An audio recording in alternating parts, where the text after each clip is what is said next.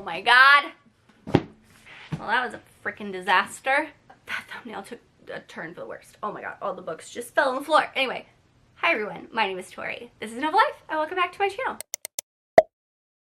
Welcome to today's video where I'm going to be chatting about the best books of the year that I've read so far. Obviously, we're almost in the middle of the year, and usually by end of October, November, I have my dead set favorite books of the year already planned out. By then, I already know the authors that I want to add to my new to me author list. Like, I already have everything planned. So this is about halfway through the year for me. I say that, but watch, I'm going to read like my favorite book of the year like in December and have to change everything. Anyway, so I thought it'd be fun to do this. I know I did a quarterly favorites video, and a lot of people were like, best books of the year so far. Anyway, am I late? Yes. Do I care? No. Because I get to talk about basically all my 5 stars so far this year. I am not including rereads.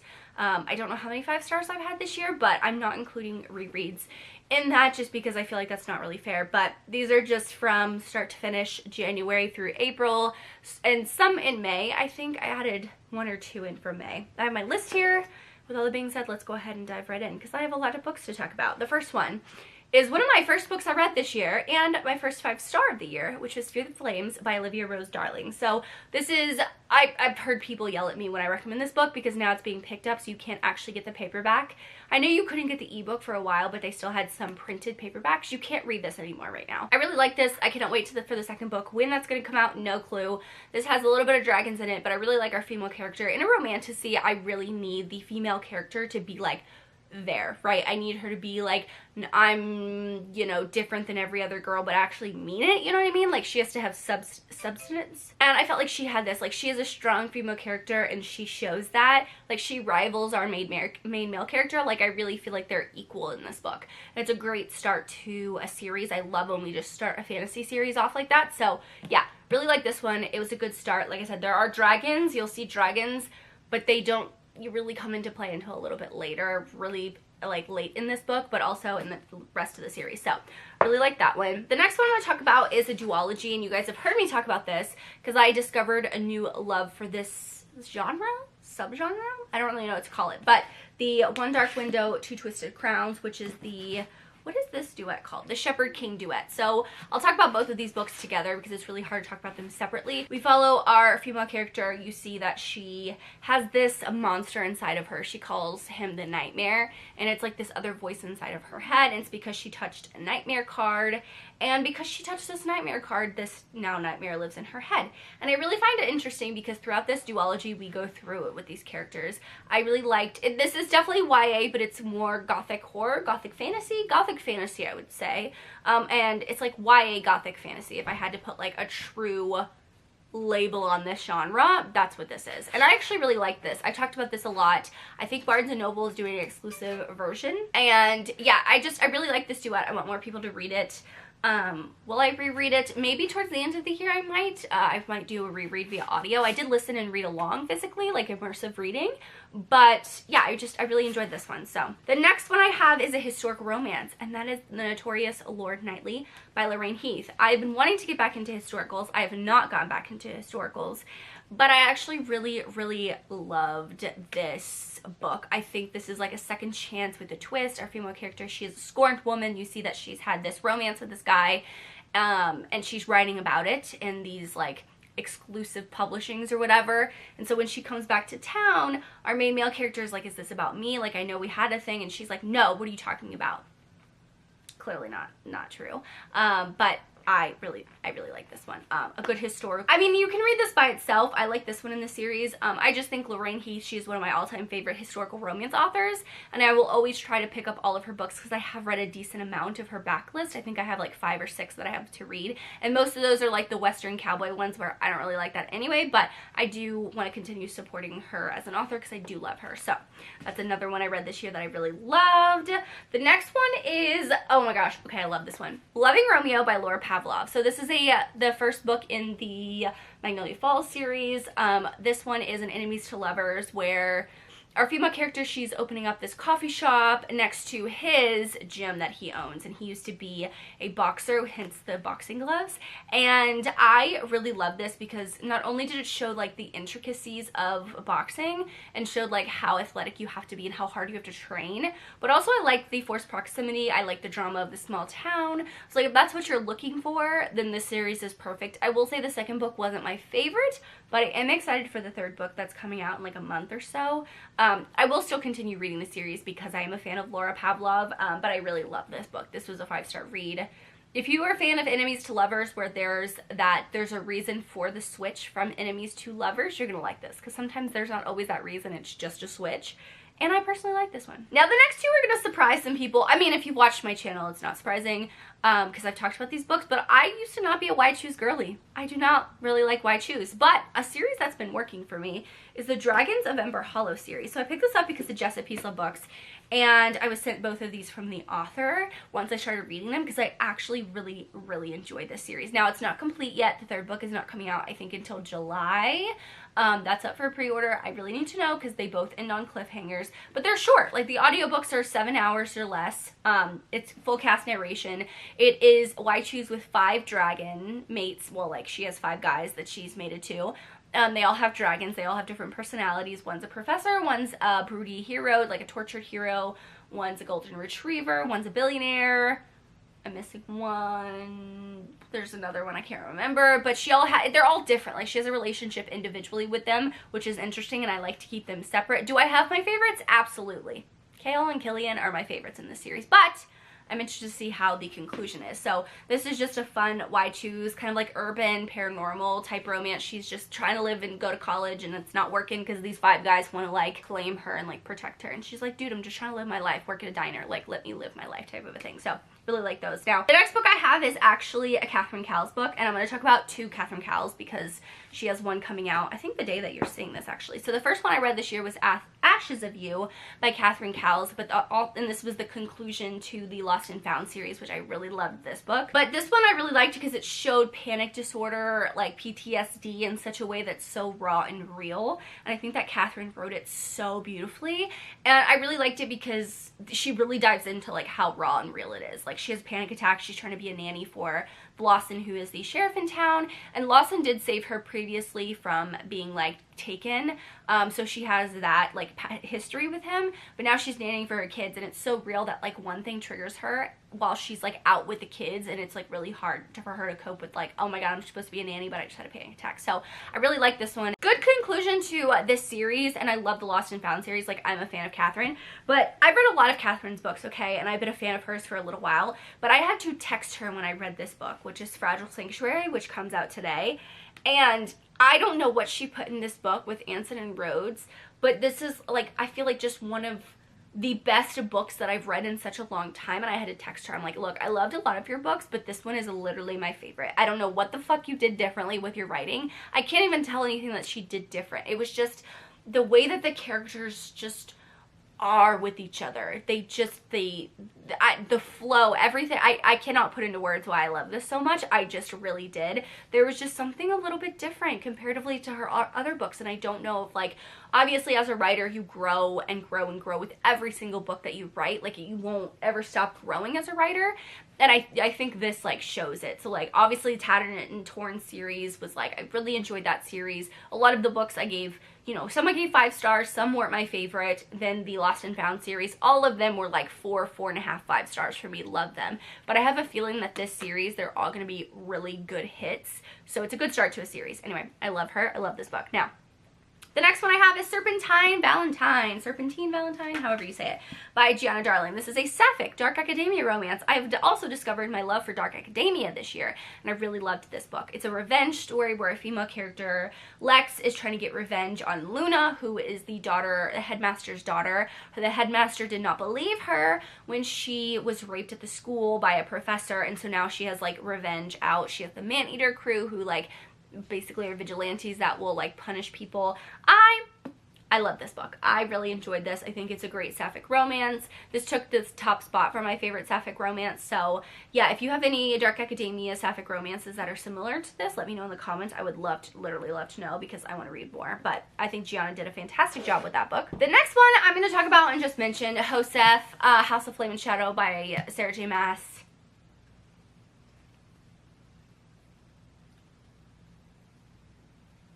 That was my silent review of this book. That's why it was a 5-star read.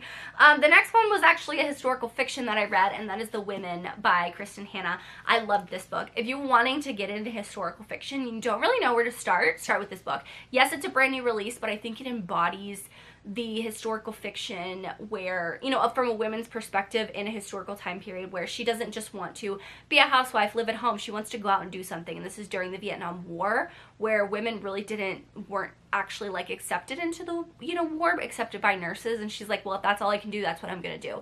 And she gets a rude awakening from what was told is happening in Vietnam versus what actually is happening. So that's what this story is all about, and I loved it. Absolutely loved it. Yeah, I was teared up so much during this book. So much, but love that historical fiction. Now, where's my list? I lost my list. Here we go. Oh, I don't have a physical book of this, but I need it. Glow of the Everflame by Penn Cole. So this is a fantasy romance series. This is actually book 2 in this series. Book 1 I gave 4 stars, but book 2 really blown it out of the water for me. I love the pacing. I love this series, basically. I love our love interest Luther. I love the slow burn, like the absolute true slow burn of this series is literally unreal, but I really loved it. I have not continued to the next book because it's like 1,000 pages. It's really thick. I just have to like commit, and I haven't committed yet, but a good fantasy romance. So the first 2 books are really good start. I'm interested to see, I know there's 2 books left, so I've heard things about book 3, so it makes me nervous, but like I said, book 4 will be the conclusion, and that's coming out later this year. So I will probably pick up book 3 once book 4 is out, so I can do back to back like I did with the first 2. So yeah, good start to the series, and I really like that one. Now, Wild Love by Elsie Silver was a 5-star read for me. I know not everyone loved this, and a lot of people complained like, oh, Bloom like ruined her writing. I don't really think so. I really think that this is a book, I saw this in someone's review, if Reckless and Heartless had a baby, this would be it. And I really think that's true. Single Dad, which was fantastic in this book. I love how different of a single dad was, where it's like he donated sperm and that daughter comes to see him because her real dad passed away and her mom's having a hard time. Like her dad who raised her is having a hard time, and her mom who raised her is like who actually is her mom, her biological mom, is like in a depression. She needs help. So she goes to him, and he's a billionaire, and she's like, hey, can you help me? But then he's falling for his best friend's little sister when she comes back into town, and she got her own shit going on, and it was a good time. Forced Proximity, I really liked it. I don't know why people did not like it other than like the writing, because I don't see the difference in the writing. The audiobook was fantastic. I listened to the audiobook and it was amazing. Literally amazing. Funny Story by Emily Henry. Wow, I've read a lot of, like, just in April I had 9 5-star reads. So Funny Story by Emily Henry. If you're wanting to pick up this Emily Henry book, do it. I really liked it. I liked the emotions that she brought out of me. Like, I was not expecting to cry, but she writes with just such this realness in the characters where you relate so much to the male and female character that I was getting my nails done and I was like, oh my god, am I really tearing up right now? Like, am I really tearing up over this book? And then I got home and I was listening to it while doing, you know, shit around the house, and I started tearing up and crying again. Like, it just is so real and raw, and I really enjoyed that. Yeah, I really enjoyed this one. It was like just so hard hitting, just so relatable. Like, it's the right person, but sometimes the wrong time. Life happens, things come in and, you know, come and get in the way. So really love that one. Now, Taming Sevening by Chloe Walsh. Well, this was a 5-star book. I absolutely love this book. I love this series. I don't think I will ever not be a fan of this series. I will say, you notice how like thin this book is, right? I will say I think that, I don't know if it was Bloom, a new editor, I don't know who it was, but her writing was definitely edited down. And I say that because I've read the other 4 books in the Boys of Toman series, and we are following every single day that these characters are living. You get inside their heads, you get inside their life, you know what they're doing. You just feel so attached to them. And while I did feel attached to Claire and Gibbsy, you can tell where things were cut off. And I personally just like to see everything because I'm a fan of her and I like that writing style. But I understand people said that with the other books, they were too long and you saw everything and people didn't want to see that. So give and take, I still gave it 5 stars. I still love the story. I love the way that Chloe Walsh writes emotional books, and she'll always be a favorite author of mine. So yeah. leave that one there. Then I read Say You Swear by Megan Brandy. And like, who am I? I hated my last Megan Brandy. I read The Boys of Brayshaw High, I think that was. Gave that 2 stars. Hated it. That was years ago. This book is completely different than that. This has angst in it. It has who is she actually going to end up with, friends to lovers, best friends, or brother's best friend. It has a lot. It has a lot going on and a lot that's I love. I really don't know how to describe it other than that.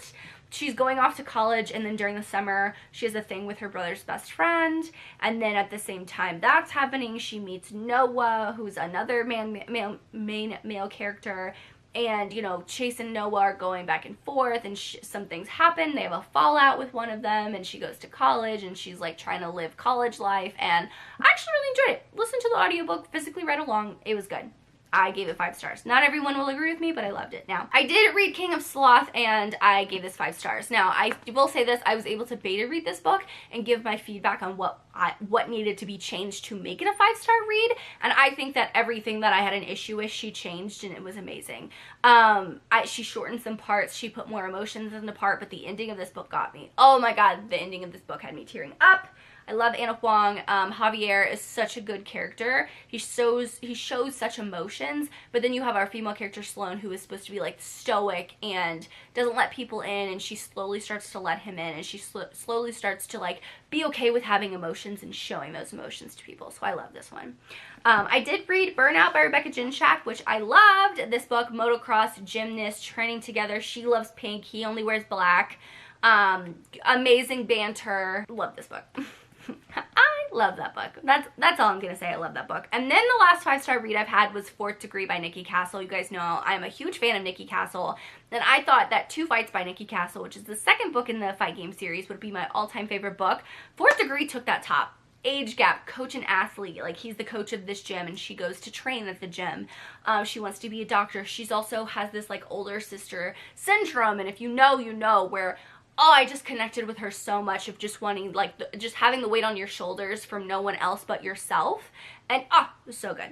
Oh, so good. Now, I do want to mention a couple of, like, 4 stars, but I think the next books in the series could be 5 stars, and that's Blood and Steel by Helen Schwer. I gave this a solid 4-star read, but the way that this set up, I think that the 4th book, or the 2nd book, when I read it, could be a 5-star, or even the 3rd book, because it's a long series, but that one. I do want to mention The Crown of Oaths and Curses by Jay Bree. The 2nd book is coming out this month, and I do want to read that because I think that could have the potential to be 5 stars. And this series by Lucina Coney. You guys have heard me talk about both of these books. The 3rd book comes out later this year, and while this is like 4.5 star, 4-star read, I think the next book could be a 5-star read for me, and I'm very excited. But those are all of the 5-star reads and some honorable mentions that I have for you that I've read so far this year. I really hope I keep up with this whole, keep going with these really good reads, because I've had a lot of really good, like, not quite 5-star. I really want to read good books that I'm going to enjoy, right? So if I find a book that I'm not particularly liking, I will DNF it and move on. 1, because who has time to read a book they don't like? But also 2, I want to read really good books like this. I want to read books that get me excited about reading. So you can let me know a couple of your favorite books that you've read so far, or ones you think I might enjoy. Let me know in the comments down below. For the emoji, we use this for our podcast episode that I really liked this one actually. Drop me the envelope with a heart emoji. You know, the envelope that has a little heart with like the sticker. Drop me that in the comments down below if you've made it this far. Thank you so much for watching. Make sure you like and subscribe for more content from me. As always, I hope you're living a novel life, and I will see you in my next one. Bye guys!